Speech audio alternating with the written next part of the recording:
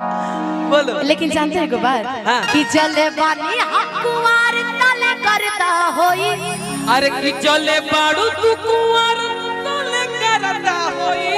कि जले बानी कुंवार तले करता होई। राजा कलना बियाह खूबे करता होई। राजा कलना बियाह खूबे करता होई। राजा कलना बियाह। जले बानी कुंवार तले करता होई। एक सेकंड एक हाली दू गो लड़का होई। बाप हो बाप। एगो के नाम का रखल जाई उ नाम हम अपना हिसाब से रखब। कि जले बानी कुंवार तले करता होई। जले बानी कुंवार तले करता होई। राजा कलना बियाह करता होई।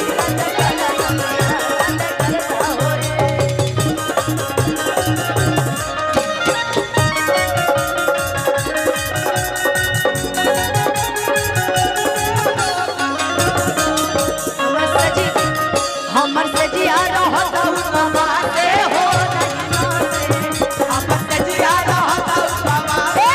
भैया बोलू कि कवन मतर कटनी भतार के फसावला। कवन मतर कटनी भतार के फसावला।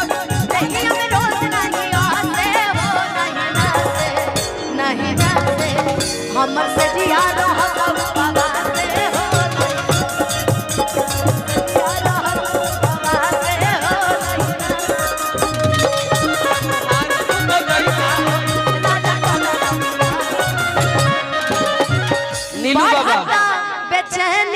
मीनू बाबा मुश्किल भगिल जीना जीना जीना।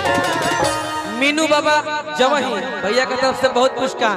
मीनू बाबा जी की तरफ से बहुत कि बढ़ता बेचैनी दादा मुश्किल भगिल जीना जीना जीना।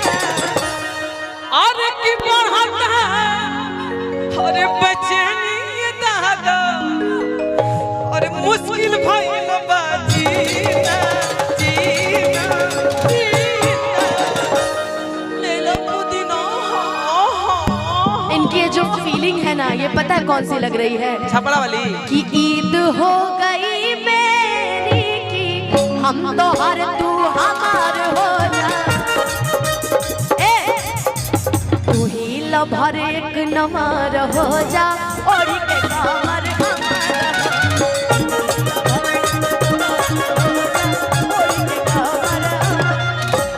ईद हो गई मेरी हम तो हर तू हमार हो जा। लेकिन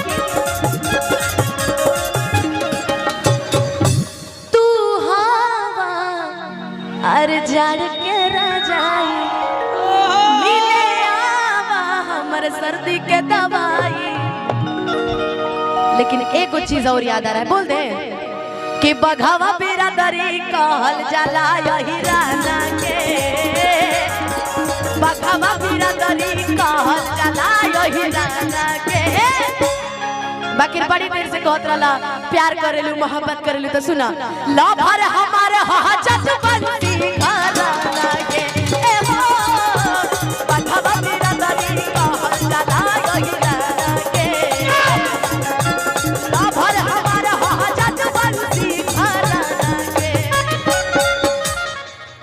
तो वो तो आदमी न हुई है। अरे पगला समझो गाने को भाव समझो। मेरी पगली मेरी बात सुनो। बोलो मेरी पगली मेरी बात सुनो। बोलो वो जाड़ वाला बोलो जो जाड़ वाला रजाई वाला बात बोली थी। ईद हो गई मेरी की हम तो हर तू हमार हो जा। ओकरा तू ही लभर एक नमार हो जा और के कमर हमार हो जा।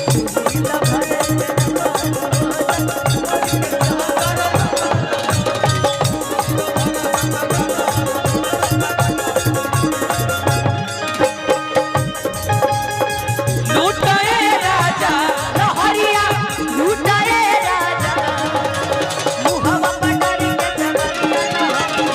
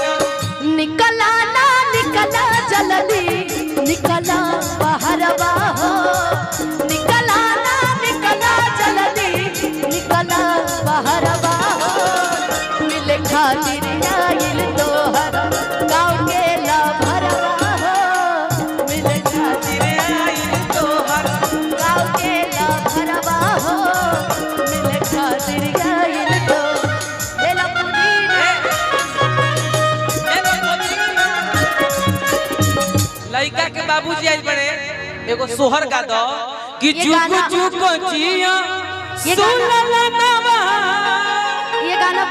ये गाना पूरा हो जाने देते हैं, नहीं तो गाना चढ़ने से पहले अंत हो जाता है। ये गाना पूरा हो जाने देते आई हैं, बाबूजी लेकिन आई- इनके लिए, इनके प्यार के लिए। ई बाबूजी आई बड़े लड़का अखियाँ से के नींद चैन दिल का उड़ाता है, हरे अखियाँ से नींद चैन दिल का उड़ाता है, फलाना के बेटा सपना में आता है, ई सब अपने गोदी दिला नया दबा दीवाना बनता है, फलाना के बेटा सपना में आता है। ई सब अपने गोदी ले लो पुदीना ले ला पुदीना ले ला पुदीना ले ला पुदीना हसीना सोचा तनी बर हम बाबा झाट दे कराई दर्शन मामा से हमारा मिलन वैरा, सोचो तनी पर हम बाबा झट से कराई दर्शन मामा से हमारा मिलन होएगा नाता हम दे देब यही जे परनवा या बेच गवत निकन वैरा, ना तो हम दे दे पये के चक्कर ना बेच करतनी कमाएता कि हमके दुल्हन बनाना ना ता दोसर लेके जाए। लिख का फरमाइश है कि पुदीना गाइए ना हो आप साथ दीजिएगा ना। अरे हम गा देंगे जी वाह, तो एक बार पुदीना बोल के दिखाइए। ले ला पुदीना इतना सुंदर भी नहीं बोले थे, नॉर्मल में बोलिए, नॉर्मल में। ले ला पुदीना अच्छा नॉर्मल में बोले नॉर्मल में बोले ले ला पुदीना हा हा रहने दो।